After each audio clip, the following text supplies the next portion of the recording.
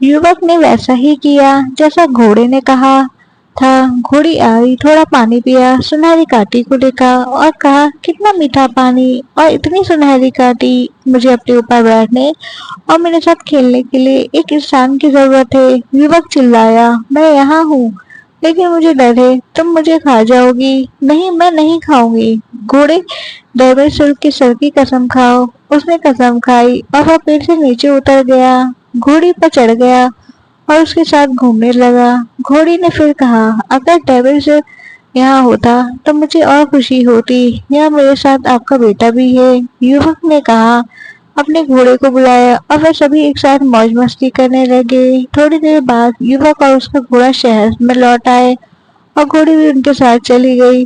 जब नगरवासियों ने जंगली घोड़े को आते देखा तो वह उसे डराने के लिए उस पर चिल्लाने लगे, लेकिन घोड़ी नहीं गई।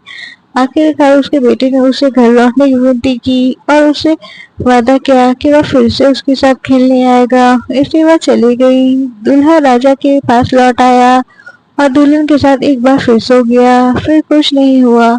इस बार राजा ने युवक को सांपों से भरे चर्च में कर वसूलने के लिए भेजने का निश्चय किया, जो सपा वर्षा से नहीं चुका रहे थे।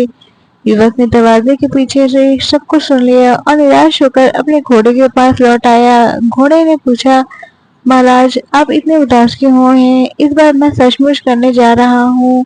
उसने उत्तर, सचमुच मरने जा रहा हूँ। इतना उत्तर दिया, राजा मुझे सांपों से भरे चर्च में भेजने जा रहा है। चिंता मत करो, घोड़े ने जवाब दिया। घाटिया घाटिया से ढकी एक बग्घी के पैसे ले जाने के लिए कुछ गड्ढे मांगो। युवक ने वैसे ही किया जैसा घोड़े ने कहा था और उसके ससुर ने कहा कि चर्च जाना होगा। जब वह चले गए तो जंगली घोड़ी को अपने साथ ले गए और घोड़ी ने युवक को समझाया उसे क्या करना है। मैं और मेरी माँ, घोड़े ने कहा, दरवाजे की रक्षा करेंगे और जोर जोर से ही हिलाएंगे। तुम सभी घंटियों के साथ खिड़की के माध्यम से चढ़ो और उन्हें बजाओ। जब सांप चिल्लाएंगे और पूछेंगे कि क्या आप देवता हैं, तो उन्हें यातना देने के लिए आए हैं। आप राजा का कर मांगना और कहना कि यदि वह कर नहीं चुकाएंगे तो भगवान उन्हें नष्ट कर देंगे। जब वह पहुंच गए, उनसे सब कुछ योजना के अनुसार किया। घटिया और घोड़ों के शोर से सांप इतना डर गए कि वह पैसों का ढेर बाहर ले आए। जब तीनों घर जा रहे थे तो सांप उनके पीछे पीछे दौड़कर युवक पर हमला कर दिया, लेकिन उसे कोई नुकसान नहीं पहुंचा सका।